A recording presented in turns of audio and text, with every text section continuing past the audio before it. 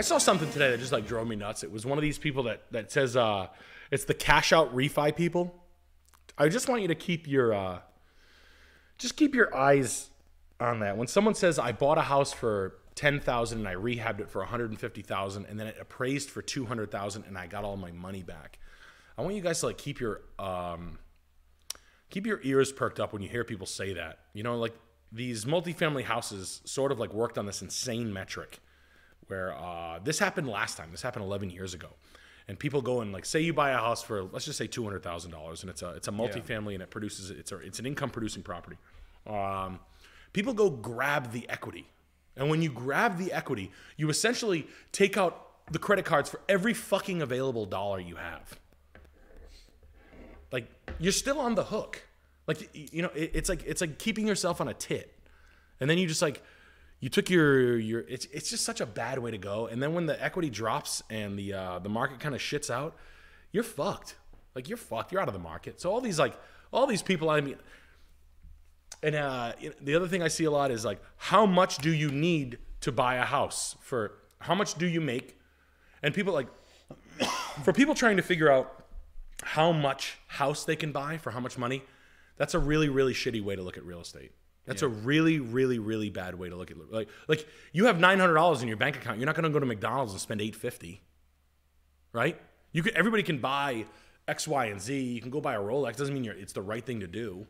It's just, and the only people I remember doing that is younger kids that were like your age that I used to work with. Yeah, they would be like, dude, I'm like pre-approved for like $600,000, and it's like, dude, you're 24 and you just started making $1.25. Like, and good for you for making $1.25, but like. Are you fucking nuts? Yeah. Like, hey, cars go 140 miles an hour too. And guess what? They'll go 140 in the snow or the rain. They go 140 around a corner. They go 140 off a cliff. They go 140 while you're on fire. I'm serious. So just keep your eye. I mean, you should buy what you can afford and really, really think about it. Obviously, it's 38% of your income and stuff like that. But just when you're looking around out there, seriously take a long look at what you're buying, because listen, hell on earth is buying something you can't afford anymore, and you're taking roommates and shit like that, because that is not what you planned. When you buy a house, you didn't plan on living with 3 people so you could pay the fucking bill for it. Yeah. Most of the time. So keep that in mind. Did you were you tapped in with what happened over the weekend with the bank collapses and stuff? Yeah. When I saw all that happening, I was curious what you were thinking. Yeah, I pulled off. I looked at something this week. I'll show you guys what I was looking at. I put an offer in. They countered. I pussyfooted because we had to shoot. So I was kicking tires. I kicked tires this weekend, truth be told. I went and looked at a piece of property. The money made sense to me. The piece of land made sense. The location was good.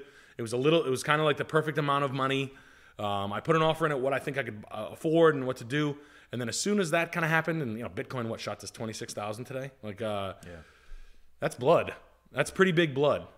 Like, that's nasty. It's getting interesting. And then a couple of foreclosures popped out near me that really would have never popped out. I haven't seen houses like this pop out in like 3 years. Really? Yeah. So you're seeing the tip of the boat? Yeah. Like that's a pretty good deal. The one I was looking at was a pretty good deal, but you don't want to basically you don't want to make a misstep by saying like, oh, all right, I'll buy this. Yeah. And like, yeah, you can afford it and stuff like that, but like, oh, a really good deal came along that perhaps could have been a little bit more money, but it was a little bit better of a squeeze, et cetera, yada, yada. But now my, $80, $90, $100,000 of cash is tied up in a misstep or like a half step. You know what I mean? Yeah. Like you're playing, you bought an XFL team when you could have bought an NFL team. Yeah. You know what I mean? And that's how I'm feeling too right now. Like I don't have the capital to really go. If I were to make a move right now, a financial investment, it would be all in. It would be like all my dough. Yeah. And with all this happening, I'm seeing like the tip of the hearse coming around the corner. Who knows what deals are around the corner? Right now, there's blood. I want to see legs, arms. You want guts. You want to see like the movie Dead Presidents. You want to see you want to see a guy with his own cock in his mouth, like cut off his body. Yeah. And just so we're all on the same page, and you can mark my words on this. The blood hits the shit hits the fan. Let's just say this year, next year. 3 years from now is when the real estate gets like Like it perfect processes through the bank. Yeah. Now that's the way it went last time. I'm not saying that like BlackRock and all these companies wouldn't come up and like buy all the shitty paper or whatever, or however they're going to do it this time. But it took about 2 to 3 years for like the real estate market to really like shit out to where there were houses like in neighborhoods that were up and coming like back down to $30,000-$40,000. Yeah. That's the way it looked in Providence. Same house now, you know, 389. Not, you know, I could have bought. I've showed my wife 10 houses that we could have bought for $30, $40, $50, $60,000 that are now worth $300,000, $400,000, and $500,000, and that's the truth. I mean, they're fucking beat. Taxes aren't paid, bills aren't paid, utilities are all in the rears, liens, violations, all kinds of. I mean, you're getting a basket case. Yeah. Like it is a supermodel, but it's a supermodel with her teeth missing, a fucking cockroach egg in her fucking molars, fucking black eye. She's accusing you of fucking, you know, trying to sell her grandmother crack and, you know, saying crazy shit. You know what I mean? Where's my keys? Where's my keys? You brought crack to a playground, and you're like, whoa, easy here, whoa.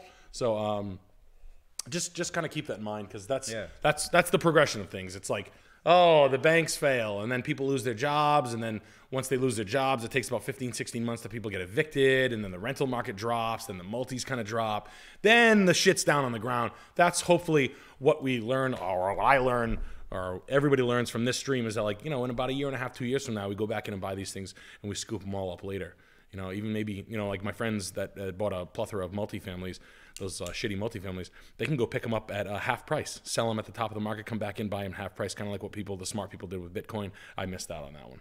Same. Yeah, I wish I would have sold, but hey, it is what it is. Especially you, Duncan. Okay, he says $1.3 million lake house, $7,000 townhome, no mortgage, $400K cash, $250 combined income. Do I sell, build, and renovate, or sit for a year and see what the market does? Sit. They're all in Minnesota. Sit. Sit and chill for a little while, buddy. You got a ton of money. Just chill. And Billy Joel, welcome to Severe Beast, my good. You got a lot of money. You don't need to hear that from me. You're going to be fine. If there's one, if you want to, owning 2 houses sucks ass. I've owned 2 houses before. 3 times in my life I've owned 2 houses. It's a lot of fucking work. And I didn't have enough money to own 2 houses. I just kept on buying them because I'm a fucking idiot. We got Jay with I'll be up there. I got you, bro. Jay with the 50 euros. Oi, Nick, mate, you're a good father, and you're a good father figure, mate, because I didn't have a dad. Also, mate, I got quite a lot of money given to me, like inheritance and such, and I don't know what to do with it. Inflation, bank run, all that stuff is kind of making me schizo. I saw something today. What is it? The 3-month treasury bonds, T-bills. You should buy 12-month, because something about like the short-term T-bill. I don't know what I'm talking about. The yield curve inversion, like how short-term treasury bonds yield more than long-term. Yes, but you don't want to have too much, because when they change, when interest rates go down, you want to be in a better position. So 12-month period. I don't know. Yeah. The only thing I know about the treasury, the bond market right now is that it's like, it's insane. It's completely fake. Anytime anyone's buying bonds, it's usually not people like me or you. It's like the Fed going in and backstopping the market. Whenever you see, like, coincidentally, right when all the bank collapses were happening, there was a sudden appetite for U.S. debt, which is like fucking effing fake. But yeah, the yield curve inversion is like a recession indicator. When the 2 and the 10-year cross, the 2 to 10-year yield spread is like every time the 2-year is more profitable than the 10. Yeah. A recession is around the corner, and right now it's like never been more spread. Yeah, its legs are wide open like this. Yeah, it's like usually she's like this. Now she's like. Yeah, she's getting the, what do they call that, the thing where they rip your, we've said it on here before, the blood eagle. She's getting blood eagled. Yeah.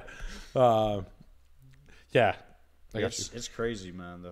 This house is hot. All right, banana. Yeah. This are you let me see one more. Andros Basilius with the 25. Simple Green is the best cleaner. Simple Green? I don't know about that. No, it's not. But it's simple. It is simple and it's green. I'm gonna say, no way. But yeah, to help you out, man, I appreciate those comments. You're out in Australia. Why don't you come over here to the States? I know that Australia sounds like it's getting more and more hellish as time ticks on. I don't know what to tell you to do. If you want to buy a house for fun, sounds like you inherited a little bit of money. Start small. Start real small with something that's already done to live in it and get your base, and then figure out what you like. Figure out what your palate is. Houses are like foods, man. It's like hot sauce. It's got a Scoville scale. Look at all this barbecue sauce in this house.